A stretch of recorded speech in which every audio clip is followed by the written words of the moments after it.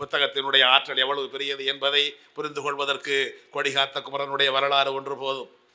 கொடிகாத்த குமரன் என்று கொடியை பிடித்து கொண்டே உயிர் திறந்தார், முதல் நாள் அடிபட்டார், அடுத்த நாள் உயிரிழந்தார் என்ற அந்த வரலாற்றை எழுதியவர் P.S. சுந்தரம் அவர்கள்.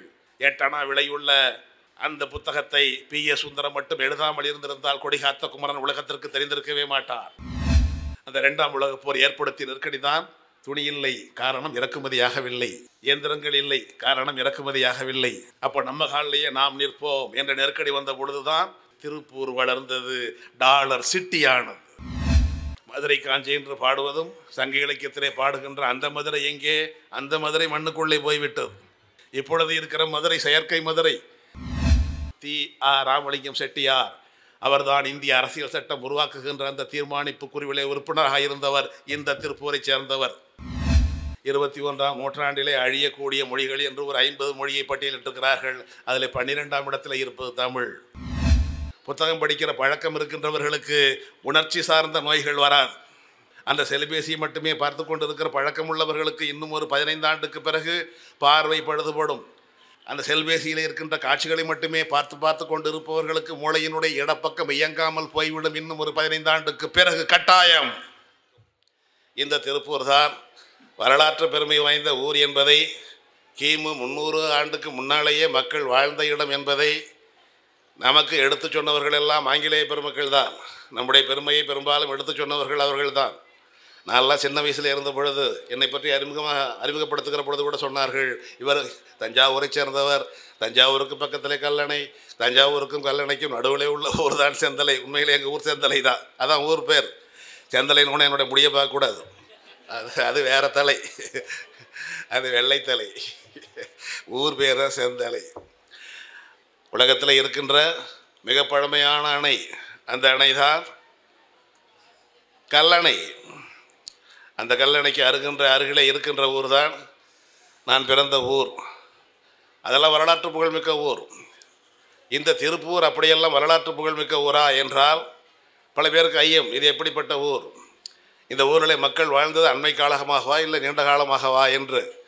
அங்கே எங்கு பார்த்தாலும் கோயிலாகத்தான் இருக்கும். எங்கள் ஊரில் அங்கு போனாலுமே பெரும் கோயிலாக இருக்கும். இங்கே கோயில் என்று காட்டுவதை பார்ப்பதெல்லாம் நமக்கு வேடிக்கையாக தெரியும். இது கோயிலா என்பது போல் இருக்கும். ஏன்னா நாங்கள் அண்ணாந்து பார்த்து அவ்வளோ பெரிய உயரத்தில் இருக்கின்ற கோயிலையே பார்த்து பழக்கப்பட்டவர்கள். அந்த கோயிலெல்லாம் எப்படி கட்டினார்கள் என்று எங்கள் வீட்டு மூத்தவர்களை, குறிப்பாக என்னுடைய அம்மாவை எல்லாம் கேட்கிற பொழுது அவர்கள் சொல்வார்கள், இதெல்லாம் தேவலோகத்தில் இருந்து பூதங்கள் வந்து கட்டினது, அப்படி தான் சொல்லுவாங்க. அருகிலே உள்ள ஊர் அதுதான் இன்று முத்தமிழறிஞர் கலைஞர் அவர்களுடைய நூற்றாண்டு. அந்த நூற்றாண்டை ஒட்டித்தான் இவ்வளவு பெரிய விழா நடக்கிறது. முத்தமிழறிஞர் கலைஞர் அவர்கள் பிறந்த ஊர் திருவாரூர். அந்த ஊர் கோயிலில் குளமே பெரியது, கோயில் அதை விட பெரியது. அந்த கோயிலுக்கு முன்னாலே நிறைய தூண்கள் மட்டும் நிற்கும். மேலே கூரை போட்டிருக்க மாட்டார்கள். மேற்கூரை இல்லாமல் வெறும் தூண்களாக நிற்கும். இது ஏன் வெறும் தூண்களாக நிற்கிது? அதற்கு மேலே கட்டாமல் விட்டார்களே, மண்டபம் எழுப்பவில்லையா? எதற்காக என்றால் கலியுகம் பிறந்துருச்சு, பூதங்கள்லாம் போயிடுச்சுன்னு. இப்படித்தான் நாங்கள்லாம் வரலாற்றை கற்றுக்கொண்டோம். பிறகுதான் தெரிந்தது, தஞ்சை பெரிய கோயிலை கட்டியவன் ராஜராஜ சோழன் என்று சொல்வதற்கு ஒரு ஹூல்ஸ் தேவைப்பட்டார். உலகத்திலேயே மிக மூத்த இனம் நீங்கள் பிறந்தது தான், நீங்கள் வளர்ந்தது தான் அரப்பா, முகஞ்சோதரா, சிந்துவெளி என்று சொல்வதற்கு ஒரு மார்ஷல் தேவைப்பட்டார். அதுபோல் ஹெரான் ஸ்டூவர்ட் என்பவன் தான் இந்த திருப்பூரிலே இருப்பு பாதை, ரயில்வே லைன் இருக்கிறது, அதற்கு பக்கத்தில் இருக்கின்ற ஏறத்தாழ 70 ஏக்கர் பரப்பை, கண்ணாரப்பாளையம் அதெல்லாம் உள்ள அந்த பெரும் பரப்பை அகழ்வாய்வு செய்து, இது பழைய கற்கால மனிதர்கள் வாழ்ந்த உயர் பரல் பதுக்கை உள்ள இடம், கல் திட்டை உள்ள இடம் என்று எல்லாவற்றையும் எடுத்து காட்டினான், உலகத்திற்கு காட்டினான். இந்த திருப்பூர் என்பது கிமு 300க்கு முன்பே மக்கள் வாழ்ந்த ஊர், மிக பழமையான ஊர் என்று சொன்னவன் ஆங்கிலேயர்கள் தான். வரிசையாக வந்தார்கள், எல்லாருமே ஆங்கிலேயர்களாக தான் இருந்தார்கள். அவர்கள் தான் நம்மை போல பூதம் கட்டியது, கலியுகம் வந்து விட்டது என்ற நமக்கு அவ்வளோதான் தெரியும். அவர்கள் தான் தொல்லியல் துறை, அகழ்வாய்வு துறை என்று ஒவ்வொன்றாக உண்டாக்கி அவற்றின் மூலம் எல்லாவற்றையுமே அகழ்வாய்வு செய்து, இங்கே தான் பழைய கற்காலம் நடந்தது, அதற்கான சான்றுகள் இவை. புதிய கற்காலத்திற்கான சான்றுகள் கிடைத்திருப்பதெல்லாம் திருப்பூருக்கும் மங்களத்துக்கும் இடையில். அவற்றையெல்லாம் சொன்னால் சொல்லிக்கொண்டே போகலாம். நான் வந்தவுடனே கேட்டேன், ஈஸ்வரன் அவர்கள் எவ்வளவு நேரம் பேச வேண்டும் என்று. ஒரு 3/4 மணி நேரம் பேசுங்களேன்னார். இது 3 மணி நேரம் பேசுகிறாலும் தீராது. அவ்வளவு பெரிய வரலாற்றுக்குரிய ஊர் இந்த திருப்பூர். இந்த திருப்பூரிலே தான் படை வந்து திரும்பி சென்றது. அதனால் இதற்கு பெயர் திருப்பூர். திரும்பி சென்ற ஊர் திருப்பூர். காரணம், இடையிலே ஊருக்கு நடுவிலே ஓடுவதுதான் நொய்யல். நொய்யலை தாண்டி அன்றைக்கு வர முடியவில்லை. அதனால் அவன் திரும்பி சென்றான். இரும்பு பாதை, இரும்பாலானது இரும்பு பாதை, அதை இருப்பு பாதை என்று தான் சொல்வோம். அதே போலத்தான் திரும்பி சென்றது திருப்பூர். திருப்பூர் தான் திருப்பூர் ஆனது. இப்போ அண்மையில் இன்னொரு ஆய்வு நடந்திருக்கிறது. திருப்பூரை பற்றி விதவிதமான ஆய்வுகள் வந்து கொண்டிருக்கின்றன என்பது திருப்பூருக்கு தெரியுமா என்பது ஐயம். பதிற்றுப்பத்திலே வருகின்றது. கணைக்கால் இரும்பொறை சேரமான் சேரமான் கணைக்கால் இரும்பொறைக்கும் சோழன் செங்கனானுக்கும் போர் நடந்தது. அந்த போர் நடந்த இடம் பூர். அந்த பூர் தான் திருப்பூர். அதில் சேரமான் கணைக்கால் இரும்பொறை தோற்று போனான், தோல்வி பெற்று விட்டான். இந்த பகுதியினுடைய மேற்கு வாயிலுக்கு பேர் தான் கொடுவாய். இந்த கொடுவாய்க்கு பக்கத்திலே உள்ளது தான் இளவந்திகை. இளவந்தி இன்னைக்கு இருக்கிற ஊர். அந்த சோழன் கணைக்கால் இரும்பொறையை கைது செய்துவிட்டு அங்கே சிறையிலே அடைத்த பிறகு அவன் குடிப்பதற்கு கூட தண்ணி கொடுக்க மறுத்தான். குடிப்பதற்கு கூட தண்ணி கொடுக்க மறுத்த பிறகும், நம்மை அவமானப்படுத்திய பிறகும், அவன் அவமானப்படுத்திய பிறகு கொடுக்கின்ற அந்த தண்ணீரை குடித்து நான் உயிர் வாழ வேண்டுமா? மானம் ஒன்றேனல் வாழ்வன கொண்டு வாழ்ந்த என் மரவேந்தர் பூனைகளல்ல ரவர் வழி வந்தோர் புலினிகர் தமிழ் மாந்தர். நான் அந்த பரம்பரையில் வந்தவன் அல்லவா? எங்களுடைய பரம்பரையிலே கண்ணு காது மூக்கு எதுவுமே இல்லாமல் வெறும் சதை பிண்டமாக குழந்தை பிறந்தால் கூட அந்த குழந்தையினுடைய உடம்பை அரிவாளால் வெட்டித்தான் புதைப்போம். குழவி இறப்பினும் முந்தடி பிறப்பினும் ஆளன்றென்று வாலில் தப்பார். அவன் எழுதிய பாட்டு, சிறையில் எழுதிய பாட்டு. ஆள் அது ஒன்றும் குழந்தை இல்லைங்க, மூக்கு முடி கண்ணு காது ஒன்றுமே இல்லை, வெறும் சதைப்பிண்டமாக இருக்கு. இருந்தாலும் அது வயிற்றில் பிறந்த உயிர், மானுட உயிர். அதற்கு விழுப்புண் பட வேண்டும். வெட்டு, உடம்புகளை காயப்படுத்தித்தான் புதைக்க வேண்டும். அதனுடைய எச்சம் தான் இன்றைக்கும் நமக்கு காது குத்துகின்ற வழக்கம் அண்மை காலம் வரைக்கும் இருந்தது. ஆண்களுக்கும் இருந்தது. இப்பொழுது கொஞ்சம் அதெல்லாம் மங்கி போனது. உடம்புல ஏதேனும் ஒரு காயம்பட வேண்டும். அப்படி காயப்படுவதற்கு அதில் ஒரு கம்மலை போட்டி விடுவார்கள். ஆண்களுக்கும் அன்றை காலம் வரைக்கும் இருந்து முதல் நாள், அடுத்த நாள் திருமணம் என்றால் முதல் நாள் காது குத்துவார்கள். இதெல்லாம் அதனுடைய எச்சம். குடிக்க மாட்டேன், என்னை அவமதித்த பிறகு அவர் கொடுக்கின்ற தண்ணீரை குடிக்க மாட்டேன் என்று அவன் இருந்த பொழுதுதான் செய்தி கேட்ட இந்த இளவந்தியைச் சென்ற புலவர் பொய்கையார். நானும் ஒரு புலவர் தான். நான் படித்தது பட்டம் வாங்கிய புலவர். அவர் புலமை மிக்க புலவர். அந்த புலவர் பொய்கையார் நேரே சென்றார். சோழ நாட்டுக்கு சென்றார். கோச்சங்கானனை பார்த்து அவரை புகழ்ந்து பாடினார். 40 பாட்டு பாடினார். வியந்து போன கோச்சங்கண்ணன், உனக்கு என்ன வேண்டும் என்று கேட்டான். எங்கள் மன்னன் கணைக்கால் இரும்பொறை விடுதலை செய்யப்பட வேண்டும் என்றார். அந்த நூல்தான் களவழி 40. நூலகத்திற்கு உள்ளே சென்றால் பாருங்கள், ஒவ்வொரு நூலுக்கும் ஒரு வரலாறு இருக்கும். ஒவ்வொரு நூலும் ஒரு வாழ்ந்த வரலாற்றை, வீர வரலாற்றை பேசும். புத்தகத்தை படிப்பது என்பது இது போன்ற வரலாற்றை தெரிந்து கொள்ள வேண்டும் என்பதற்காக மட்டுமல்ல, அவரவருடைய தன்னலத்திற்காக, சுயநலத்திற்காக. புத்தகம் படிப்பதில் என்ன தன்னலம் வந்தது? புத்தகம் படிக்கிற பழக்கம் இருக்கின்றவர்களுக்கு உணர்ச்சி சார்ந்த நோய்கள் வராது. இங்கே நம்முடைய பெருமக்கள் எல்லாம் முதல் வரிசையில் உட்கார்ந்திருக்கிறார்கள். வயது கூடினாலும் கூட ஆர்வம் குன்றாமல் உட்கார்ந்திருக்கிறார்கள். எழுந்து நடப்பது மட்டுமல்ல, ஓடச் சொன்னாலும் ஓடுவார்கள். காரணம், அவர்களுக்கெல்லாம் இப்பொழுது இருக்கின்ற இளையோரை போல நேரம் கிடைக்கிற பொழுதெல்லாம் வெறும் செல்பேசியை பார்த்து கொண்டே இருப்பதும், அந்த செல்பேசியை மட்டுமே பார்த்து கொண்டு இருக்கிற பழக்கம் உள்ளவர்களுக்கு இன்னும் ஒரு 15 ஆண்டுக்கு பிறகு பார்வை பழுதுபடும். அந்த செல்பேசியில் இருக்கின்ற காட்சிகளை மட்டுமே பார்த்து கொண்டு இருப்பவர்களுக்கு மூளையினுடைய இடப்பக்கம் இயங்காமல் போய்விடும். இன்னும் ஒரு 15 ஆண்டுக்கு பிறகு கட்டாயம். இதை ஆசிரியர்கள் எடுத்து சொல்ல வேண்டும். காரணம், இங்கே இருக்கின்ற ஒரு புத்தகத்தை படித்தால் அந்த புத்தகத்தை படித்தவுடனே அதில் வருகின்ற நாயகன், நாயகி, வில்லன், அவன் ஏறியது குதிரை, இறங்கியது தரை, பறந்தது யானை, ஓடியது தேர் என்ற உடனே மனக்கண்ணுக்குள்ளே நமக்கு விருப்பமான ஒரு நடிகரையோ நபரையோ அதற்கேற்றமாறு கற்பனை செய்து கொண்டு அப்படியே படித்துக்கொண்டே இருப்போம். கற்பனை திறம் வளரும் புத்தகத்தை படித்தால். ஆனால் நீங்கள் செல்பேசி, தொலைக்காட்சி பார்த்து கொண்டிருந்தால் நம்முடைய கற்பனைக்கு இடமே கிடையாது. அங்கே செதுக்கப்பட்டது போல காட்சி வடிவிலேயே கொடுத்து விடுவார்கள். விசுவலைஸ், காட்சி காட்சியாய் கொடுத்து விடுவார்கள். அப்படி காட்சி காட்சியாய் கொடுக்கப்பட்டு விட்டால் நம்முடைய மூளையினுடைய இடப்பக்கம் தான் கற்பனை வளம் உண்டாக்குகின்ற பகுதி. அந்த பகுதி இயங்காமல் போய்விடும். நமது வீட்டில் இருக்கின்ற குழந்தைகள், பேர குழந்தைகள், நம்முடைய குழந்தைகள் யாராக இருந்தாலும் அவர்களுக்கு சொல்ல வேண்டும். ஒரு 10 நிமிடம் பேசலாம், பார்க்கலாம், ஒரு அரை மணி நேரம் அதிகபட்சம். அதற்கு மேல் அவர் நீங்கள் பார்க்க அனுமதிக்க கூடாது. அதைவிட கொடுமை, காதிலே கருவியை போட்டுக்கொண்டு கேட்கிறார்கள். அப்படி காது கருவி போட்டுக்கொண்டிருக்கின்ற குழந்தைகளுக்கு கட்டாயம் செவிப்பறை பாதிக்கப்படும். அது பெரியவர்களாக இருந்தாலும் சரி, எல்லாமே 15 ஆண்டுக்கு பிறகு தெரியும். அந்தப்ப பார்த்துக்கலாம், விடுங்க. அதைத்தான் இலக்கியம் சொல்கிறது. அறிவுடையார் ஆவது அறிவார். பட்டால் தெரியும் முட்டாளுக்கு. வருவதற்கு முன்னாலேயே எண்ணி பார்க்கின்றதுக்கு பேர் தான் அறிவு. அறிவுடையார் ஆவது அறிவார். அறிவியலார் அகதறி கல்லாதவர். வந்தா பார்த்துக்கலாம் என்பது. புத்தகத்தை படிக்கின்ற பழக்கம் உள்ளவர்களுக்கு அப்படியே மனமொன்றி படித்து விட்டால், புத்தகத்தை எடுத்தா மழை பெஞ்சாலும் தெரியல, இடி இடித்தாலும் தெரியல, வீட்டுக்குள்ளே யார் நுழைஞ்சாலும் தெரியல, எதை எடுத்துக்கிட்டு போனாங்கன்னு தெரியல என்று சொல்கிறார்களே, அதுதான் படிப்பு. இங்கே நூலக கண்காணிப்பாளர் இருக்கிறார், நூலகத்துறை சேர்ந்த பெருமக்கள் எல்லாம் இருக்கிறார்கள். அவர்களுக்கு சொல்ல வேண்டும் இவற்றையெல்லாம். படிப்பதன் மூலம், மனமொன்றி படிக்கின்ற படிப்பின் மூலம் கான்சன்ட்ரேஷன், ஆள் கவனம் வந்து விட்டால், அவன் என்னமோ பேசினானே, இவன் இன்னைக்கு நம்மளை பார்த்து சிரிக்கவே இல்லையே, வச்சுக்கிறான் இன்னொரு நாளைக்கு என்று ஒவ்வொன்றாக எண்ணி எண்ணி மனதுக்குள்ளே குமுறல் வரும், பகை வரும், விரக்தி வரும், ஏமாற்றம் வரும், எத்தனையோ உணர்ச்சிகள் பொங்கி பொங்கி எழும். எவ்வளவு நான் செஞ்சிருப்பேன் என்று ஒப்பிட்டு பார்த்து அதற்குள்ளே மறுபடியும் மனம் துடிக்கும். இவற்றுக்கெல்லாம் இடம் வழங்காமல் அந்த உணர்ச்சிகளை எல்லாம் துண்டித்து விடும் புத்தக படிப்பு. உணர்ச்சிகளை எல்லாம் துண்டித்து அந்த ஒற்றை சிந்தனை நோக்கி கொண்டு வந்து விடும் புத்தக வாசிப்பு. அந்த புத்தக வாசிப்பை நீங்கள் ஒரு அரை மணி நேரம் படித்தால் போதும். படித்தால் எமோஷனல் டிசீஸ், உணர்ச்சி சார்ந்த நோய்கள் என்று சொல்லப்படுகின்ற இரத்த அழுத்தம், நரம்பு தளர்ச்சி, சர்க்கரை, இது போன்ற நோய்கள் பெரும்பாலும் வருவதற்கு வாய்ப்பு குறைவு.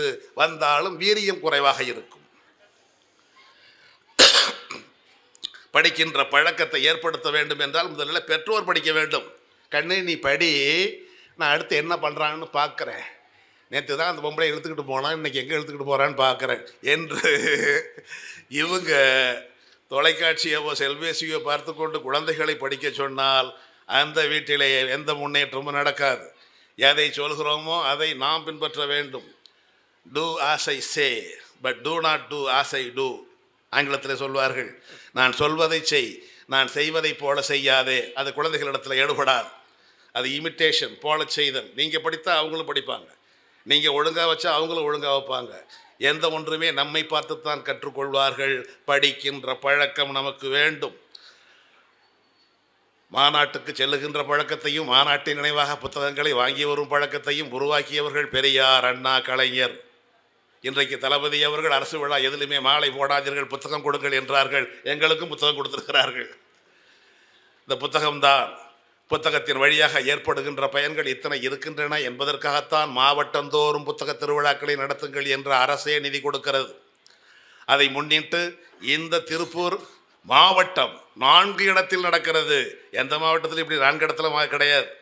மாவட்ட தலைநகரில் மட்டும் நடக்கும். ஆனால் திருப்பூரிலே 4 இடத்தில் நடக்கிறது. வெற்றிகரமாய் நடக்கிறது. 20 ஆண்டுகளாய் நடக்கிறது. இந்த திருப்பூரிலே தான் அந்த புலவர் பொய்கையார் பாடினார். களவழி 40 பாடி கணைக்கால் இரும்பொறையை மீட்டார். மீட்பதற்கு காரணம் கோச்சங்கண்ணான் மீது அவர் பாடிய களவழி 40 இங்கே தான் எழுந்தது.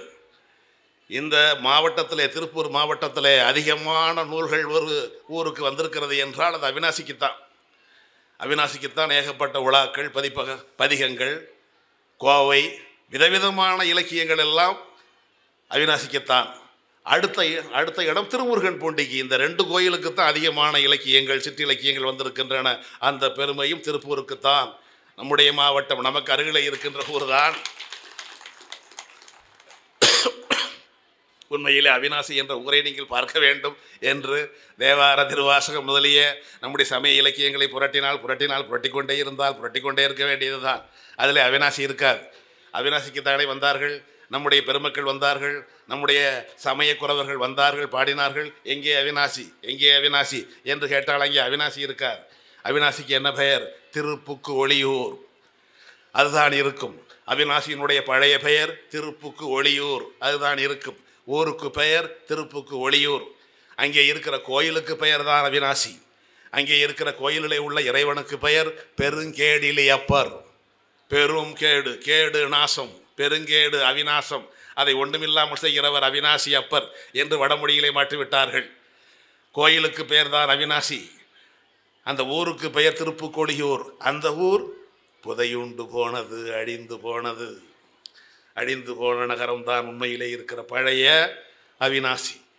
அதே போலத்தான் ஆற்றுப்படை, திருமூர்க ஆற்றுப்படை என்று பாடுவதும், மதுரை காஞ்சி என்று பாடுவதும், சங்க இலக்கியத்திலே பாடுகின்ற அந்த மதுரை எங்கே? அந்த மதுரை மண்ணுக்குள்ளே போய்விட்டது. இப்பொழுது இருக்கிற மதுரை செயற்கை மதுரை. அந்த உண்மையான மதுரை இப்பொழுது நாம் மீட்டு விட்டோம், கண்டுபிடித்து விட்டோம். எது? கீழடி.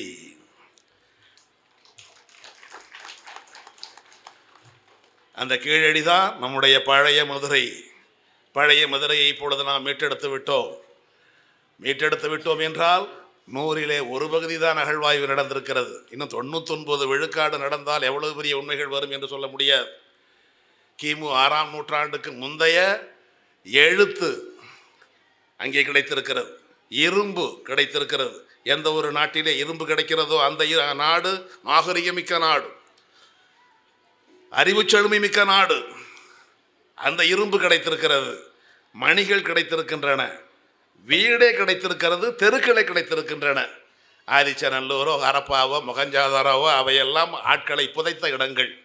ஆனால் கீழடி மட்டும்தான் மனிதர்கள் வாழ்ந்த நகர நாகரிகம்.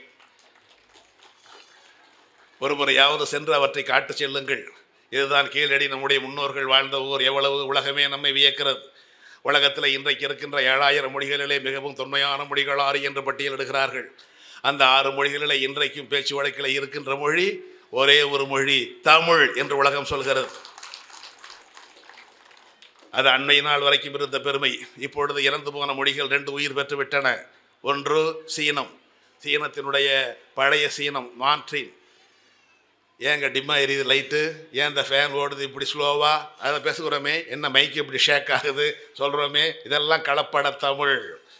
அப்படி சீனத்திலையும் கலப்பட சீனம் இருந்தது. அது காண்டோனிஸ் சைனீஸ் என்று பெயர். அது இப்பொழுது இருப்பது ஹாங்காங்கில் மட்டும்தான். உண்மையான சீனம் அழிந்து போய்விட்டது, தூய்மையான சீனம் அழிந்து போய்விட்டது. அதனுடைய பெயர் மார்டின் என்று தெரிந்தவுடனே இன்றைக்கு அந்த தூய்மையான சீனத்தை, அழிந்து போன சீனத்தை, மார்டின் மொழியை மீட்டு விட்டார்கள் சீனர்கள். இன்றைக்கு சீனாவில் எந்த இடத்திலும் நடைமுறையில் இருப்பது மார்டின். இன்றைக்கு மலேசியாவிலே நடைமுறையில் இருப்பது மார்டின். சிங்கப்பூரிலே நடைமுறைக்கு வந்துவிட்டது மார்டின். ஹாங்காங்கில் மட்டும் இருப்பது தான் காண்டோனிஸ் என்ற கலப்பட சீனம். அதுவும் விரைவில் மாறிவிடும். இறந்து போன மொழிக்கு உயிர் கொடுத்து விட்டார்கள். அதுபோல் இன்னொரு மொழி, அந்த மொழியை பேசுவதற்கு ஆளே இல்லை. நம்மூரில் கூட அப்படி வந்தாலும் வரலாம். காரணம், நம்ம குழந்தைக்கு அந்த நாற்காலியை தூக்குனா நாற்காலி தெரிய மாட்டேங்குது. அந்த மஞ்சப்பையை எடு, மஞ்சள் தெரியல. மாமா வந்துட்டாங்களா, சித்தப்பா வந்துட்டாங்களா, பாரு என்ன சொல்லுது இது பெருசு. வெந்நீர் கொடு, வெந்நீர் ஹாட் வாட்டரா. மஞ்சப்பை, ஓ எல்லோ பேக். வாளியை எடுமா, தண்ணி ஊத்து கொண்டாமா. வாளி, அவர் செத்து போயிட்டாரே. வாளி தெரியல, வாயில வரல, பக்கெட்டு தான் தெரியுது. சட்டையிலே பாக்கெட், குளிச்சா பக்கெட். விதவிதமாய் நாம் நம்முடைய மொழியை, இது விசிறி என்றால் தெரியாது, ஃபேனா, விளக்கு என்றால் தெரியாது, லைட்டா, மங்களா இருந்தால் தெரியாது, டிம்மா, வேகம்னா கூட தெரியாது, ஃபாஸ்டா, அப்படி போயிட்டுருக்கு. இது கூட அழியலாம். அப்படி அழிந்து போன மொழி தான் ஹீப்ரு மொழி. அந்த மொழிக்குரியவர்கள் தான் யூதர்கள். அவர்கள் தங்களுக்கு என்று ஒரு நாட்டை அடுத்தவரிடமிருந்து பறித்து கொண்டார்கள். அப்படி பறிக்கப்பட்டது தான் இஸ்ரேல். பறிகொடுத்தவர்கள் தான் பாலஸ்தீனர்கள். அதுதான் இப்பொழுது நடக்கின்ற போர். பறித்து கொண்டவர்களுக்கும் பறிகொடுத்தவர்களுக்கும் இடையிலே நடக்கின்ற போர். இஸ்ரேல் என்ற நாட்டை உருவாக்கிய உடனே எங்களுடைய மொழி எது? ஹீப்ரு. நாம் சொல்வது எபிரேயம். 2 ஒன்று தான். ஹீப்ரு அது இன்றைக்கு பேச்சு வழக்கில் எங்களுக்கு தெரியாது. ஆனால் எங்களுக்கு ஒரு நாடு வந்து விட்டது. நாடு வந்த உடனே அங்கே இஸ்ரேலிலே கல்வி மொழி ஹீப்ரு, வழிபாட்டு மொழி ஹீப்ரு, வாழ்வியல் மொழி ஹீப்ரு, கலை இலக்கியங்கள் அத்தனையும் ஹீப்ரு கொண்டு வந்து விட்டார்கள். குழந்தைகள் செல்லும், பள்ளிக்கு செல்லும், அங்கே போய் ஹீப்ரு படித்து கொண்டு வரும். படித்து கொண்டு வந்தவர் கண்ணு இன்னைக்கு என்ன சொல்லி கொடுத்தாங்க? அப்பா அம்மா எனக்கு சொல்லிக் கொடு கேட்பார்கள். நமக்குத்தான் தாய்மொழி தமிழ். ஆனால் இஸ்ரேலிலே உள்ளவர்களுக்கு குழந்தை மொழி ஹீப்ரு. குழந்தைகள் சொல்லித்தான் இப்பொழுது இஸ்ரேலியர்களுக்கு அவர்களுடைய ஹீப்ரு தெரியும். அவர்கள் நாக்கு மறந்து போன மொழியை அவர்களுடைய குழந்தைகள் இப்பொழுது சொல்லிக் கொடுத்து காப்பாற்றி விட்டார்கள். இறந்து போன மொழி 2 இப்பொழுது உயிர் பெற்றுவிட்டது. இன்னொரு மொழி கிரேக்கம், அதற்கு உயிர் கொடுக்க முயல்கிறார்கள், முடியுமா என்று தெரியவில்லை. இன்னொரு மொழி லத்தீன், அது 3 மொழியாய் பிரிந்து போய்விட்டது, வாய்ப்பே இல்லை. இன்னொரு மொழி இந்தியாவிலே இருக்கிறது, சமஸ்கிருதம். அது மந்திரமாகத்தான் எல்லா காலத்திலுமே இருக்கிறது, அது பேச்சு வழக்கில் இல்லை. ஆனால் ஏறத்தாழ 50,000 ஆண்டுகளாக இடைமுறிவு இல்லாமல் வாழுகின்ற மொழி என்று உலகம் சொல்லுகின்ற மொழி எந்த மொழியை? தமிழ் மொழியை. இன்றைக்கு அந்த தமிழ் அழிவின் விளிம்பிலே இருக்கிறது என்று உலகத்தினுடைய மொழியியலாளர்கள் எல்லாம் சொல்கிறார்கள். உலகத்தினுடைய மொழியியலாளர்கள் சேர்ந்து இப்பொழுது போட்டிருக்கிற பட்டியல் 21ஆம் நூற்றாண்டிலே அழியக்கூடிய மொழிகள் என்று ஒரு 50 மொழியை பட்டியலிட்டிருக்கிறார்கள். அதில் 12ஆம் இடத்தில் இருப்பது தமிழ். காரணம், இன்றைக்கு பெரும்பாலான குழந்தைகளுடைய பெயர்கள் தமிழாக இல்லை. நாம தான் எல்லாவற்றையும் வைத்தோம். சின்னராஜு மாத்தினோம், சிற்றரசு, நாராயணசாமி, நெடுஞ்செழியன், ராமையா, அன்பழகன், சோமசுந்தரம், நம்முடைய கோவையைச் சேர்ந்தவர், கனியூரைச் சேர்ந்தவர் மதியழகன் என்று வடமொழி பெயராக வைத்திருந்தவர்களுக்கெல்லாம் நாம் தமிழிலே பெயர் வைத்தோம். இப்பொழுது கார்த்திகேயன் கார்த்திக், கணேசன் கணேஷ், நரேந்திரன் நரேஷ், மகேந்திரன் மகேஷ். சிவபெருமானுக்கு பெயர் பரமேஸ்வரன், அதையும் சுருக்கி பரமேஸ்வர், அதையும் சுருக்கி பரமேஷ், இப்போ அதையும் சுருக்கி ரமேஷ். சிவனோட கதி தான் இப்போ ரமேஷ். சிவனுக்கு செய்தி தெரிஞ்சால் விடுவாரா? நெத்திக்கண்ணை காட்டி அவர்களை எரித்தே போடுவார். சிவபெருமானுக்கு பரமேஸ்வரனாக்கி இப்போ ரமேஷ் நிலைக்கு கொண்டு வந்து விட்டோம். ஆனால் நம்முடைய முருகனை வடநாட்டிலே உள்ளவர்கள் முருகன் என்று மறந்தும் சொல்ல மாட்டார்கள், சுப்பிரமணியன் தான். நம்முடைய மொழியை, நம்முடைய பண்பாட்டை காக்க வேண்டும் என்பது அடுத்தவர்களுக்கு என்ன அக்கறை இருக்கிறது? நமக்குத்தான். பக்கத்தில் இருக்கின்ற சீனாவிலே சீனத்தை தவிர வேறு ஒரு மொழியிலே பெயர் வைத்தால் அந்த குழந்தைக்கு அந்த அரசினுடைய எந்த சலுகையும் கிடைக்காது. அப்படி தமிழ்நாட்டிலும் ஒரு ஆணை வந்தால் முக்காவாசி குழந்தைகளுக்கு ஒன்றும் கிடைக்காது. போ, எந்த மொழியில் பேர் வச்சிருக்கியோ அந்த மொழி இருக்கிற மாநிலத்துக்கே போ. அந்த மொழிக்கு மாநிலமே இல்லையே, எங்கேயாச்சும் கிணறு குளம் இருக்கு, இப்படி தேடிக்கிட்டு போ. தமிழ்நாட்டு குழந்தை தமிழில் பெயர் வைக்க வேண்டும் என்பதை கூட அச்சுறுத்தினால்தான் வைப்பார்கள் போல் இருக்கிறது. இந்த திருப்பூரிலே தான் இப்படி வந்தது. இந்த திருப்பூருக்குத்தான் இப்படிப்பட்ட வரலாற்று பெருமைகள் எல்லாம் வந்தன. இங்கேதான் இளம் கவிராயர் என்பவர் அவிநாசி புராணம் என்பதை எழுதினார். இங்கேதான் தக்கை புராணம் எழுந்தது. இங்கேதான் இன்றைக்கு ஒரு நூலகம், இங்கே புத்தக திருவிழா நடந்து கொண்டிருக்கிறது என்றால் இந்த புத்தக திருவிழாவுக்கு விதை போட்டது யார்? திருப்பூரைச் சேர்ந்த பெருமகன். திருப்பூரைச் சேர்ந்த பெருமகன் தான் நூலகத்திற்கென்று ஒரு இயக்கத்தை உருவாக்கினார், நூலக சட்டத்தை உருவாக்கினார். இன்றைக்கு புத்தக திருவிழா ஒவ்வொரு மாவட்டத்திலும் நடக்கிறது என்றால் அதற்கு பின்னாலே இருப்பது திருப்பூர், பெருமை மிகு திருப்பூர். யார் அவர்? அவருடைய தந்தையாரை உங்களுக்கு தெரியும். அவருடைய தந்தையார் பெயரில் இருப்பது தான் உங்களிலே பல பேர் படித்திருக்கின்ற பள்ளி, காசூசே பள்ளி, காசு சுப்பிரமணிய செட்டியார் பள்ளி. காசு சுப்பிரமணிய செட்டியார். இன்னொரு பள்ளி பழனியம்மாள் பள்ளி. பழனியம்மாளும் சுப்பிரமணிய செட்டியாரும் பெற்றோர். அவர்களுக்கு பிறந்தவர் தான் தீசு அவிநாசிலிங்கம் செட்டியார். அவிநாசிலிங்கம் செட்டியார் கல்வி அமைச்சராக இருந்த பொழுதுதான் நூலக சட்டத்தை கொண்டு வந்தார், நூலகத்துறையை கொண்டு வந்தார். இந்தியாவிலேயே எந்த மாநிலத்திலும் நூலகத்திற்கு என்று ஒரு சட்டமே கிடையாது. முதல் முறையாக நூலக சட்டம் கொண்டு வந்த பெருமகனார் இந்த திருப்பூரை சேர்ந்தவர் என்பதனாலே தான் தி சு அவிநாசிலிங்கம் என்று தான் போடுவார். தி என்றால் திருப்பூர் தான். வாழ்ந்தது கோவை, பணியாற்றியது சென்னை. ஆனால் அவர் ஊரை மறக்கவில்லை, தி சு என்று தான் இருந்தார். தன்னுடைய தந்தையின் பெயரிலே நாம் சொல்வது கேஎஸ்சி ஸ்கூல், காசு சுப்பிரமணிய செட்டியார் பள்ளி, அது காசு உசே பள்ளி. ஆசிரியர் பெருமக்கள் எல்லாம் இருக்கிறார்கள், இளைய ஆசிரியர்களுக்கு சொல்லுங்கள் இவற்றை எல்லாம். காசு உசே பள்ளி, பழனியம்மாள் பள்ளி எல்லாம் அப்படி வந்தது தான். பெற்றோரை மறக்காமல் அவர் உருவாக்கிய பள்ளிகள் தான் அவை. இந்தியாவிலேயே மிக அதிகமான மாணவிகள் படிக்கின்ற பள்ளி தான் ஜவாபா பள்ளி. அவ்வளவு எண்ணிக்கையிலே படிக்கின்ற பள்ளி இந்தியாவிலே கிடையாது.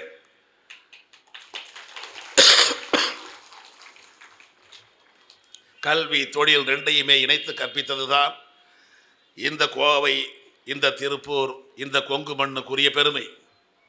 வெறுங்கல்வியை மட்டும் சொல்லிக் கொடுக்கவில்லை. இந்த திருப்பூரிலே தான் ஜின்னிங் ஃபேக்டரி என்பதை 1880 உருவாக்கினான் வெள்ளைக்காரன். இந்த திருப்பூர் என்பது நம் ஒவ்வொருவருக்கும் நம்பிக்கையை கொடுக்கும், ஒவ்வொருவருக்கும் ஊக்கத்தை கொடுக்கும். காரணம், பல்லடம், பல்லடம் அல்ல, பொள்ளாச்சி. பொள்ளாச்சி தாலுக்காவின் கிராமம் திருப்பூர். இதுதான் முதல்ல பேர். பொள்ளாச்சி தாலுக்கா வட்டம், பொள்ளாச்சி தாலுக்காவின் திருப்பூர் கிராமத்தில் என்றுதான் அன்றைக்கு இருக்கிற ஆவணங்கள் எல்லாம் இருக்கும். 1881 தான் பொள்ளாச்சியை ரெண்டாக பிரித்தார்கள். பொள்ளாச்சி வட்டம் தனி, பல்லடம் வட்டம் தனி என்று பிரித்தார்கள். அதற்கு பிறகுதான் பல்லடம் தாலுக்காவில் திருப்பூர் கிராமத்தில் என்றுதான் இருக்கும். ஆனால் திருப்பூருடைய நிலைமை இன்னைக்கு என்ன? பொள்ளாச்சி வெறும் பொள்ளாச்சியாக இருக்கிறது. ஆனால் அடுத்த மாதம் மாவட்டமாக போகிறது. இதுவரைக்கும் ஆகவில்லை. பொள்ளாச்சி வெறும் வட்டமாகத்தான் இருக்கிறது, பல்லடம் வட்டமாகத்தான் இருக்கிறது. இந்த ரெண்டு வட்டத்துக்குள்ளே இருந்த கிராமம் ஆகிய திருப்பூர் இன்றைக்கு மாவட்டம், மாவட்டமாக இருக்கிறது. இதற்கு நாம் நன்றி கடன் பட்டிருக்கிறோம். ஆங்கிலேயர்களுக்கு தான் நன்றி கடன் பட்டிருக்கிறோம். ஆங்கிலேயர்கள் தான் திருப்பூர் வழியாக 12/5/1862 நாள் முதல் முறையாக திருப்பூர் வழியாக தொடர் வண்டி விட்டார்கள். இந்த தேதியெல்லாம் மறக்கக்கூடாது. 12/5/1862 மே மாதம் 12ஆம் நாள் இந்த கோவையின் இந்த ஈரோட்டுக்கும், கோவைக்கு அப்போ கிடையாது, கோவைக்கு தொடர் வண்டி கிடையாது, ட்ரெயின் கிடையாது, போத்தனூருக்கு மட்டும்தான். ஈரோட்டுக்கும் போத்தனூருக்கும் தான் இடையிலே இருப்பது தான் நீங்கள் இருக்கின்ற திருப்பூர், நாங்கள் இருக்கின்ற சூலூர். இதற்கெல்லாம் சேர்த்து தான் போட்டார்கள். அது 1862 போடப்பட்ட அந்த இருப்பு பாதை ஒருவேளை பல்லடத்துக்கு வந்திருந்தால் அது பெரிய ஊராக மாறி இருக்கும். ஆனால் திருப்பூர் வழியாக போனதனாலே தான் பல்லடம் வட்டமாக தாலுக்காவாக உயர்த்தப்பட்டாலும் பல்லடம் வட்டத்தின் தலைநகரம் திருப்பூர் என்று அறிவித்தார்கள். உங்கள் எல்லோருக்கும் தெரியும். அதற்கு பேர் பல்லடம் வட்டம். ஆனால் அலுவலகம் இருப்பது திருப்பூரிலே தான். ஏன்னா நாங்கள் அந்த வட்டம் தான். இங்கே வந்தால் நாங்கள் வந்து வாங்கணும், வட்டாட்சியர்கிட்ட வந்து இங்கே வந்தாலும் கையேந்தி நிற்போம். ஒரு வருமான வரி சான்றிதழ், ஒரு ஜாதி சான்றிதழ் என்று பல்லடம் வட்டத்திற்கு திருப்பூரில் வந்து தான் கையேந்தி நிற்போம். இதை வட்டத்தின் தலைநகரமாக ஆக்கிவிட்டார்கள். இன்றைக்கும் கன்னியாகுமரி மாவட்டம் அப்படித்தான். மாவட்டத்துக்கு பெயர் கன்னியாகுமரி மாவட்டம். ஆனால் கன்னியாகுமரியிலே அலுவலகம் கிடையாது. அலுவலகம் இருப்பதெல்லாம் நாகர்கோவில். அதே போலத்தான் திருப்பூர். பெயர்தான் பல்லடம் வட்டம், ஆனால் அலுவலகங்கள் அத்தனையும் இருந்தது இந்த திருப்பூர். இந்த திருப்பூரிலே தான் வெள்ளைக்காரன் முதல் முறையாக ஒரு ஜின்னிங் ஃபேக்டரியை உருவாக்கினான். அதற்கு பிறகுதான் கதருக்கான தலைநகரம் திருப்பூர் என்று உருவானது. கதர் என்றாலே தலைநகரம் திருப்பூர் என்று வியந்து பேசியவர் அண்ணல் காந்தியடிகள். கதருக்கான தமிழ்நாட்டு தலைநகரம் இதுதான். கதர் போர்டு என்பது இருந்தது இங்கேதான். கதர் போர்டின் தலைவராக இருந்தவர் தந்தை பெரியார், செயலாளராக இருந்தவர் கோவை ஐயாமுத்து. இதை பார்த்து சேலத்திலே உருவாக்கியவர் தான் மூதறிஞர் ராஜாஜி அவர்கள். சேலத்தில் இதே போல. ஆனால் திருப்பூருக்கு இணையாக அவர்களால் உயர முடியவில்லை. திருப்பூர் தான் வழிகாட்டியாக இருந்தது. கதர் இங்கே தான். வீட்டுக்கு வீடு ராட்டை தான். உங்கள் எல்லாரும் மூத்தவங்களுக்கு தெரியும். ராட்டை வைத்து கையாலே நூற்கின்ற அந்த அதிகமான எண்ணிக்கையில் இருந்தது திருப்பூர். திருப்பூருக்கு அடுத்து இருந்தது ராஜபாளையம். இந்த திருப்பூரை பிடித்து போனதனாலே தான் ஒன்றல்ல, ரெண்டல்ல, மூன்றல்ல, நான்கல்ல, 5 முறை வந்தார் அண்ணல் காந்தியடிகள். திருப்பூருக்கு வந்தார். கதர் தலைநகரம் என்று சொல்லி இந்த திருப்பூருக்கு வந்தார் காந்தியடிகள். 5 முறை வந்தார். ஆஷர் சேட் வீட்டில் தான் தங்குவார். அதெல்லாம் தனி கதை. அப்படி வளர்ந்ததில் உலகப்போர் வெடித்தது. முதல் உலகப்போர் 1914, 18, 4 ஆண்டு காலம். அப்போ நம்ம இதில் ஒன்றும் வளர்ச்சியே கிடையாது, ஒன்றுமே கிடையாது. இந்த அண்ணா தன்னுடைய தலைவர் பெரியாரை சந்தித்தது இந்த திருப்பூரில் தான். அதனால தான் 2 பேருக்கு சிலை வைத்திருப்போம். அது நடந்தது மே மாதம் தான். தொடர் வண்டி வந்தது மே மாதம் 12. பெரியார் அண்ணாவை சந்தித்தது மே மாதம் 21, 1934ஆம் ஆண்டு. அவர்கள் சந்திப்பதற்கு 2 ஆண்டுக்கு முன்னாலே இறந்து போனவர் தான் இந்த திருப்பூருக்கு அடையாளமாக இருக்கிற திருப்பூர் குமரன். அந்த திருப்பூர் குமரன் 1932 ஜனவரி மாதம் 11ஆம் நாள் தான் கொடிகாத்த குமரனானார். புத்தகத்தினுடைய ஆற்றல் எவ்வளவு பெரியது என்பதை புரிந்து கொள்வதற்கு கொடிகாத்த குமரனுடைய வரலாறு ஒன்று போதும்.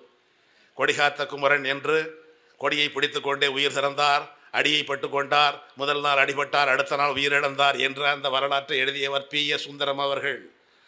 8 அணா விலையுள்ள அந்த புத்தகத்தை P.S. சுந்தரம் மட்டும் எழுதாமல் இருந்திருந்தால் கொடிகாத்த குமரன் உலகத்திற்கு தெரிந்திருக்கவே மாட்டார். அந்த போராட்டத்தை வழிநடத்தி கொண்டு வந்தவரே சுந்தரம் அவர்கள் தான். எனக்கு பேர் இல்லாத பொழுது எவருக்கோ பேர் வேண்டுமா என்று நினைத்திருந்தால் அந்த வரலாற்றை அவர் மாய்த்திருக்கலாம். ஆனால் பெருந்தன்மை கொடியை பிடித்து கொண்டு வந்தவர் சென்னிமலையை சேர்ந்த குமாரசாமி. அந்த சென்னிமலை குமாரசாமி தான் திருப்பூரில் வேலை செய்ததனால் திருப்பூர் குமரன். உண்மையிலே அந்த பெயர் போக வேண்டிய இடம் சென்னிமலைக்கு போக வேண்டியது. சென்னிமலையை சேர்ந்தவர் தான் திருப்பூர் ஆனார், குமாரசாமி தான் குமரனானார். இது நடந்தது 32. அந்த 32ல் கூட மின்சாரம் கிடையாது, இது போன்ற விளக்குகள் கிடையாது, திருப்பூர் கிடையாது. காரணம் மின்சார உற்பத்தியே கிடையாது.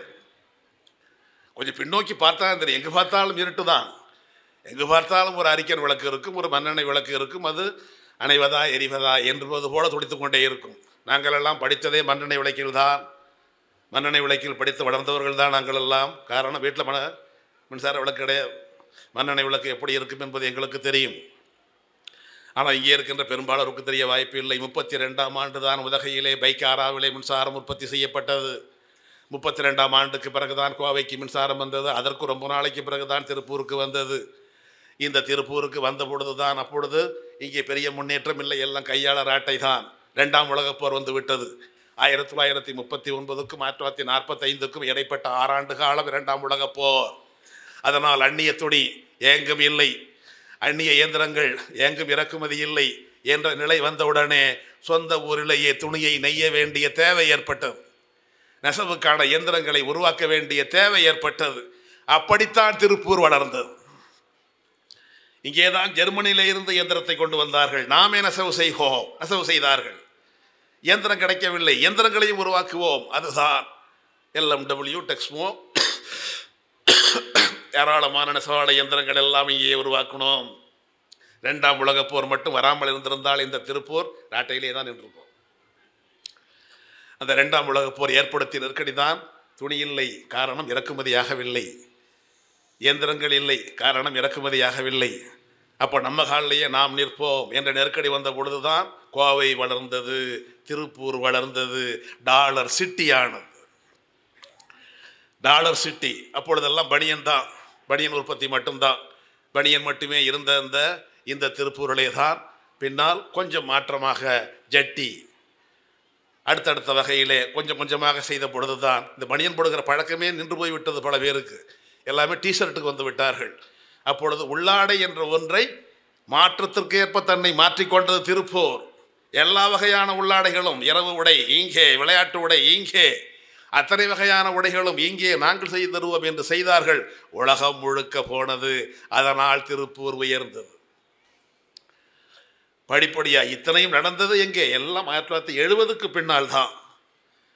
70க்கு பின்னால் ஏற்பட்டது தான் இவ்வளவு பெரிய வளர்ச்சி. இன்றைக்கு யார் வந்தாலும் வேலை பெறலாம், கதவை தட்டினால் வேலை கிடைக்கும் என்ற நிலையை உருவாக்கி வைத்திருந்த ஊர் திருப்பூர்.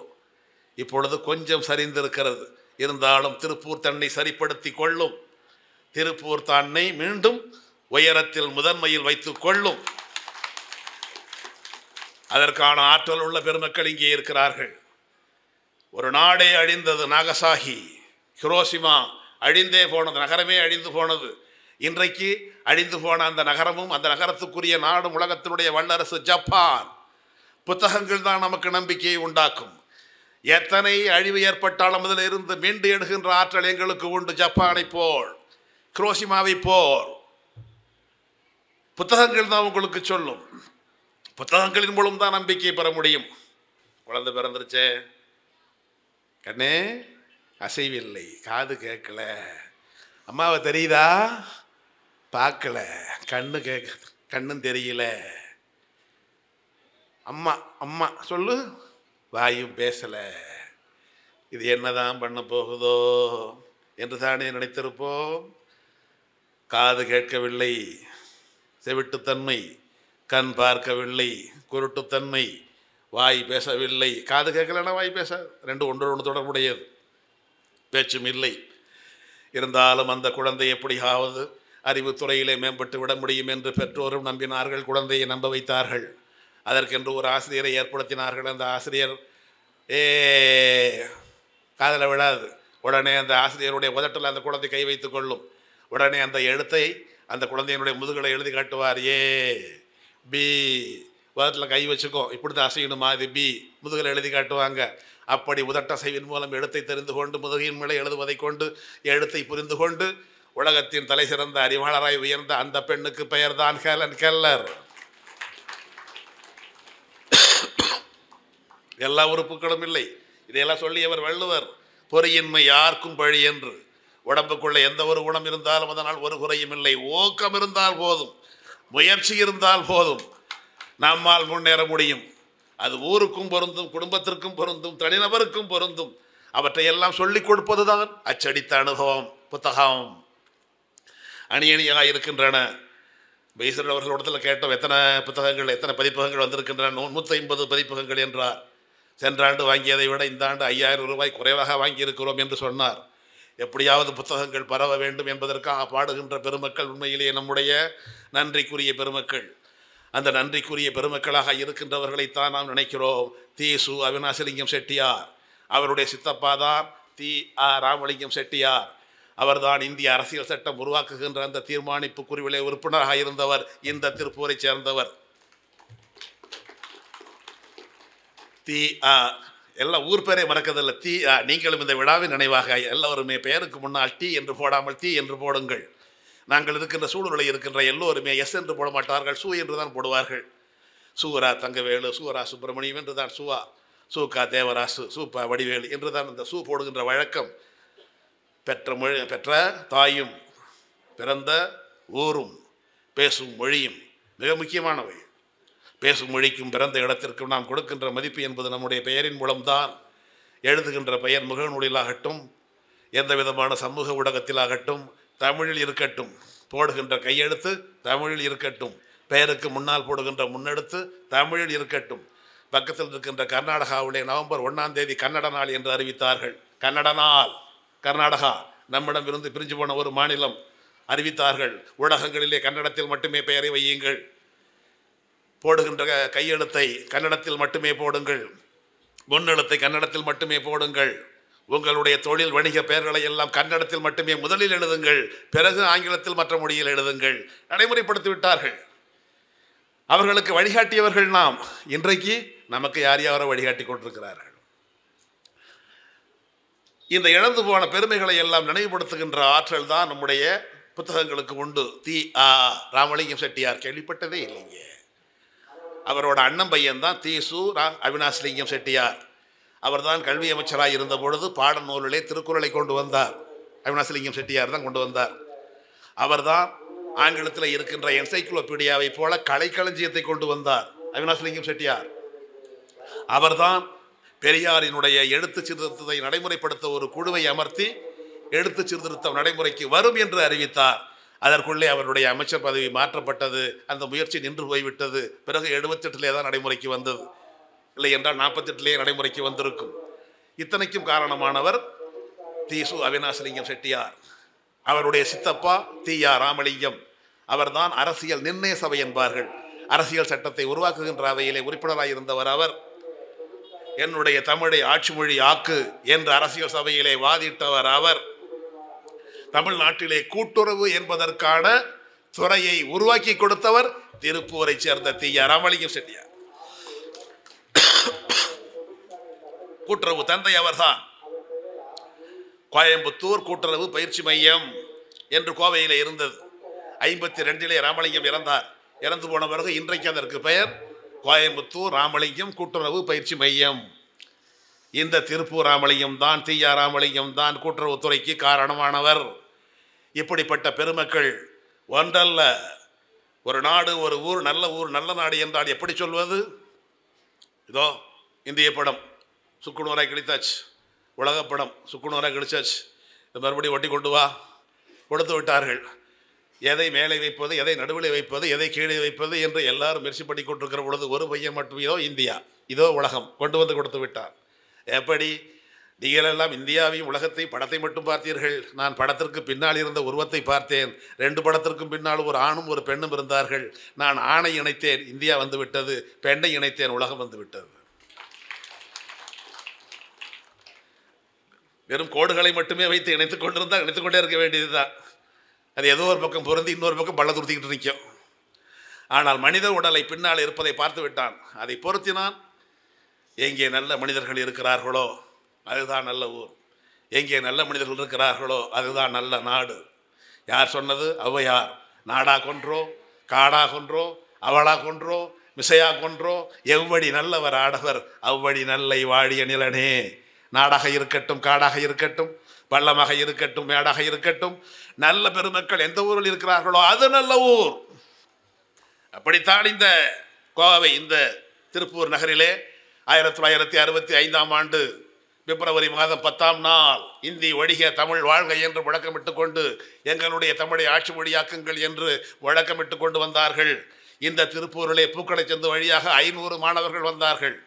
வெளிநாட்டில் இருந்து வந்த அந்த காவல்துறையானது மிக கடுஞ்சொற்களை, கொச்சையான சொற்களை, இழிவான சொற்களை பயன்படுத்தி உடனே அவர்களை விலகிக் கொள்ளுங்கள், உட்கார்ந்து விடுங்கள் என்றெல்லாம் சொல்லாமல் சரமாரியாக சுட்டார்கள். சுட்டதில் இறந்து போனவர் கோவையை சேர்ந்த, திருப்பூரை சேர்ந்த காவல்துறை அதிகாரியினுடைய மகன், 10ஆம் வகுப்பு படிக்கின்ற மகன் சுருண்டு விழுந்தார். உடனே கூட்டத்திற்கு வந்த கோபம் பெரிய கலவரமாய் வெடித்தது. 1965 பிப்ரவரி மாதம் 10ஆம் நாளை மறக்கவே முடியாது. அன்றைக்கு இரவே வந்து இராணுவம் இறங்கியது. இறங்கிய உடனே 4-5 நாட்கள் ஒரே ஊரடங்கு சட்டம்.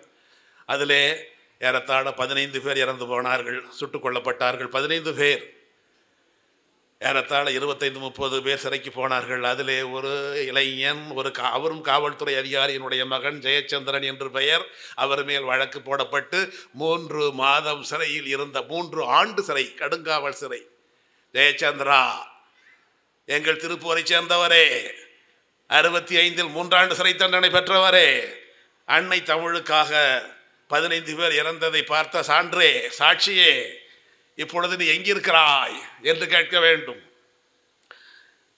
வீர வரலாறு படைத்த ஊர் இந்த திருப்பூர். அதனாலே தான் ஒத்தி வைத்தார்கள். ஏற்கனவே இருந்த சட்டம் மறுபடியும் செல்லுபடியாகும். இந்திய நடைமுறை என்பதும் தமிழ்நாட்டுக்கு மட்டும் விதிவிலக்கு கொடுக்கப்படும் என்ற அளவிலே அதற்கு ஒரு மாற்றம் செய்தார்களே தவிர பெரிய அளவிலே நாம் எதிர்பார்த்த மாற்றத்தை கொடுக்கவில்லை என்றாலும் கூட ஒரு சின்ன மாற்றத்தை செய்தார்கள். அதற்கெல்லாம் காரணமானது இந்த திருப்பூரும் பக்கத்தில் இருக்கிற பொள்ளாச்சியும் தான். பொள்ளாச்சியில் இறந்தது தான் அதிகம். 400 பேருக்கு மேல் கண்ணை மூடிக்கொண்டு சுட்டார்கள். அஞ்சலகத்தின் மேலே இருக்கின்ற இந்தி எழுத்தை 10ஆம் வகுப்பு படிக்கின்ற ஒரு மாணவன் அங்கே போய் அடித்து கொண்டு இருந்த பொழுதே அவனை கண்முடித்தனமாக சுட்டார்கள். சுட்ட உடனே குருவி விழுவது போல, சுடப்பட்ட குருவி விழுவது போல சுருண்டு விழுந்தான் அந்த சிறுவன். பார்த்தவர்களுடைய உடம்பு சும்மா இருக்குமா, யார் பெற்ற பிள்ளையோ இப்படி விழுந்து விட்டதே என்று ஒவ்வொருவரும் கையில் கிடத்தவற்றையெல்லாம் எடுத்துக்கொண்டு அடிக்க துரத்த கலவரம் மூண்டது.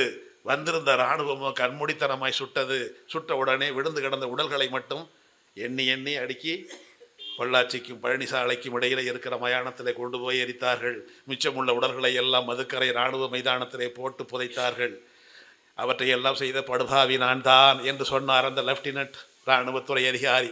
அன்றைக்கு நான் பொள்ளாச்சியிலே ஒழிப்போருக்காக இந்தி ஒழிக தமிழ் வாழ்க என்று சொன்ன வாய்களை நோக்கி துப்பாக்கி நீட்டியவன் நான் தான். சுட்டு கொன்றவர்கள் எங்களுடைய இராணுவ படைப்பிரிவை சேர்ந்தவர்கள் தான். யாருடைய பெயரையும் கேட்கவில்லை, யாருடைய முகவரியும் கேட்கவில்லை. அவர்களுக்கு மொழிப்போர் தியாகி விருதும் இல்லை, உதவித்தொகையும் இல்லை, வரலாறே இல்லை. ஆனால் நீங்கள் சொல்லிக் கொண்டிருக்கிறீர்கள் 80 பேர் செத்தார், 100 பேர் செத்தார் என்று. இந்த கை அள்ளி போட்டது 400 பேருக்கு மேல் அன்னை தமிழுக்காக உயிரிழந்தவர்கள் 400 பேருக்கு மேல் என்று அண்ணா அறிவாலயம் வந்து முத்தமிழறிஞர் கலைஞர் அவர்களை பார்த்தவர் சொன்ன பொழுதுதான் இவற்றை எல்லாம் கேட்பதற்கென்றே ஒரு பேராசிரியர் இருக்கிறார், பேராசிரியர் ராமசாமி, அவரிடத்திலே சொல்லுங்கள் என்ற உடனே அவர் கேட்டு அடுத்த நாள் கலைஞர் தொலைக்காட்சியிலே கண்ணீர் வடிய சொன்னார். இந்த திருப்பூரும் இந்த பொள்ளாச்சியும் இருப்பது கோவையில் தான். அந்த பொள்ளாச்சி வட்டத்திலே இருந்த ஒரு சிற்றூர் திருப்பூர் தான். அந்த திருப்பூர் இன்றைக்கு ஒரு மாவட்ட தலைநகர் தான். இந்த திருப்பூர் கொடுத்திருக்கின்ற விலை மிகப்பெரியது தான். இந்த திருப்பூரிலே தான் 1934ஆம் ஆண்டு மே மாதம் 21ஆம் நாள், அதற்கு முன்னாலே 2 பேரும் சந்தித்த ஊர் ஒன்று உண்டு. அது காங்கேயம். காங்கேயத்தை ஆரம்பித்தால் அது தனியாக போய்விடும். காரணம், கொங்கு நாட்டிலே மிக மையமான பகுதி காங்கேயம் தான். பக்கத்தில் இருக்கிற படியூரிலே தான் மணிக்கற்கள் கிடைத்தன. பொன் போன்ற கல் கிடைத்த ஊர் தான் பொன்கல்லூர், பொங்கலூர். ஏராளமான மணிக்கற்களை பார்த்து ரோமாபுரி வியந்தது. காற்றடித்ததுனாலே திசை தவறி வந்து விட்டான், அரபிக்கடலுக்கு வந்து விட்டான். வங்காளக்கடலுக்கு செல்ல வேண்டிய ரோமானிய வணிகர்கள் இங்கே மேற்கு புறம் வந்தவுடனே சோழ நாட்டுக்கு போக வேண்டும். எப்படி எப்படி எப்படி என்று கேட்ட பொழுது இப்படி இப்படி இப்படி என்று நாங்கள் அவர்களை அனுப்பினோம், நாம் அனுப்பினோம். அதுதான் ராசகேசரி பெருவழி. அப்படி செல்லுகின்ற வழியிலே அவர் மணிக்கற்களை பார்த்தான், உட்கார்ந்து விட்டான். இந்த மணிக்கற்கள் உலகத்திலேயே இல்லாதவை என்று அவற்றை ரோமாபுரிக்கு அனுப்பினான். அங்கே பெரிய வரவேற்பு. 3 ஆண்டு காலம் தங்கி வணிகம் செய்தான். இந்த கோவையிலே, இந்த திருப்பூரிலே, இந்த பொங்கலூரிலே, இந்த காங்கேயத்திலே. காங்கேயத்தினுடைய வரலாறு இன்னும் பெரியது. மகாராஜ் வந்திருக்கிறார். அங்கே நடக்கின்ற புத்தக கண்காட்சியிலே அவற்றை எல்லாம் பேச வேண்டும். ஊர்களை பற்றி பேசுங்கள். எப்பேற்பட்ட ஊரிலே நாம் ஒவ்வொருவரும் இருக்கிறோம், எப்பேற்பட்ட கொங்கு நாட்டு மண்ணிலே இருக்கிறோம் என்ற பெருமிதத்தை ஏற்படுத்துங்கள். இந்த படியூர் என்பது கோடிக்கணக்கான ரூபாய்க்கு மதிப்புள்ள மணிக்கற்களை எடுத்து சென்றான் வெள்ளைக்காரன் படியூரில் இருந்து. அவ்வளவு விலை மதிப்பற்ற மணிக்கற்கள் கிடைத்த இடம் இந்த படியூர். அந்த காங்கேயத்திலே தான் முதல் முறையாக பெரியாரும் அண்ணாவும் சந்தித்தார்கள். யார் இந்த தம்பி, நல்லா பேசுகிறாரே, கூப்பிடுங்க என்று சொல்வதற்குள்ளே இயல்பாகவே கூச்சம் மிகுதியாக உள்ள அண்ணா ஏதோ ஒரு வண்டியில் ஏறி போயிட்டார். தம்பி போயிடுச்சா? அதுதான் முதல் சந்திப்பு நடந்திருக்க வேண்டிய இடம். அந்த பெருமை காங்கேயத்துக்கு தான் வந்திருக்க வேண்டும். அடுத்த நிகழ்ச்சி நடந்தது தான் 34ஆம் ஆண்டு மே மாதம் 21ஆம் நாள். இங்கே இருக்கிற ஒரு பள்ளியிலே தான், பள்ளி மைதானத்திலே தான் நடந்தது. அது எந்த பள்ளி என்பதை உங்களுடைய ஆய்வுக்கே விட்டு விடுகிறேன், நீங்கள் கண்டுபிடியுங்கள். பள்ளி மைதானத்தில் நடந்த பொழுதுதான் அண்ணாவுடைய பேச்சு இவருக்கு மிக பிடித்து விட்டது. அது அப்படியே கவிதையாக எழுதுவார் கண்ணதாசன். இந்த பேச்சை கேட்டு எல்லாரும் எப்படி வியந்தாங்களா, அடடாவோ யாரப்பா அடுக்கு சொல்லோன், அண்ணா துறையாமே காஞ்சியாமே, கடனாக சில சொற்கள் தந்தானால் கவிவாடி நான் புலவன் ஆவேனப்பா. அப்படி பேசினாப்பா, அவன் கவிதை மாதிரி வருதப்பா, சொல்ல அப்படி அருவி மாதிரி கொட்டுதுப்பா. ஊர் வந்து காஞ்சிக்கிறாங்க, பேர் அண்ணா துறைங்கிறாங்க. அப்படி எல்லோரையும் வியக்க வைத்த பேச்சு பெரியாரையும் வியக்க வைத்தது. தம்பி என்ன பண்ணிக்கிட்டு இருக்கிறீங்க? பிஏ ஹானர்ஸ், அதாவது எம்ஏக்கு இணையானது. அடுத்து என்ன பண்ண போகிறீங்க? ஐயா என்ன சொல்கிறீங்களோ அதை செய்ய போகிறேன். நான் நடத்துகின்ற குடியரசுக்கும் விடுதலைக்கும் ஆசிரியர் குழுவிலே வேண்டும், ஆங்கிலம் தெரிந்த ஒருவர் வேண்டும், வர முடியுமா என்று கேட்டார். வருகிறேன் சொல்லிவிட்டார் அண்ணா. அண்ணா சொல்லிவிட்டார். காஞ்சிபுரம் சென்றார். அவருடைய சின்னமா விடவில்லை. அங்கே போகாத, ஈரோட்டில் யாரோ ஒருத்தன் புள்ள பிடிக்க பார்க்குறான் என் குழந்தைய. போயிடாத கண்ணு, எவ்வளோ புள்ள பிடிக்கிறவன் தான் இப்படி கூப்பிட்டுருப்பான் என்று அவர்கள் 3 ஆண்டு காலம் நிறுத்திவிட்டார்கள். 34 கேட்டவர் பெரியார். திருப்பூரில் பெரியார் காஞ்சிபுரத்திலே ஆளை அனுப்பி, பூவாளூர் பொன்னம்பலனார் என்று பெயர், அவரை அனுப்பி அண்ணாவை, அவருடைய தொத்தாவை மனம் மாற்றி, சின்னம்மாவுக்கு பேர், சின்னம்மாவினுடைய மனத்தை மாற்றி அண்ணாவை ஈரோட்டுக்கு அழைத்து வந்தது 1937. அது முதல் பெரியாருடைய இருந்தார். 42 வரைக்கும் இருந்தார். பெரியாரினுடைய குருகுலத்திலே நான் படித்தேன். அண்ணா 5 ஆண்டு காலம் படித்தார். முத்தமிழறிஞர் கலைஞர் ஓராண்டு காலம் படித்தார். அது 45, 46. 2 பேருமே பெரியார் இடத்துல பயிற்சி பெற்றவர்கள். ஆனால் அண்ணா பெற்றது தான் அதிகம். அவர் சந்தித்தது தான் பெருமை. திருப்பூருக்கு அந்த பெருமை, அந்த பெருமையை நிலைநாட்டுவதற்குத்தான் திருப்பூர் தொடர்வண்டி நிலையம் பக்கத்தில் இன்றைக்கும் பெரியார் இருக்கிறார், அண்ணா இருக்கிறார். 2 பேரும் இணை பிரியாமல் இருக்கிறார்கள். இந்த மண் இப்படிப்பட்ட எத்தனையோ பெருமக்களை சந்திக்க வைத்திருக்கிறது. இந்த ஊர் எத்தனையோ பெருமக்களை சிந்திக்க வைத்திருக்கிறது. வாழ்ந்து காட்டிய பெருமக்கள் ஏராளம், வாழ்க்கைக்கு வழிகாட்டிய பெருமக்கள் ஏராளம். அவற்றையெல்லாம் பதிவு செய்திருக்கின்ற புத்தகம் இந்த புத்தக காட்சிக்குள்ளே ஏராளம். அவற்றை பயன்படுத்துவோம். அடுத்த ஆண்டு சந்திப்போம். நன்றி.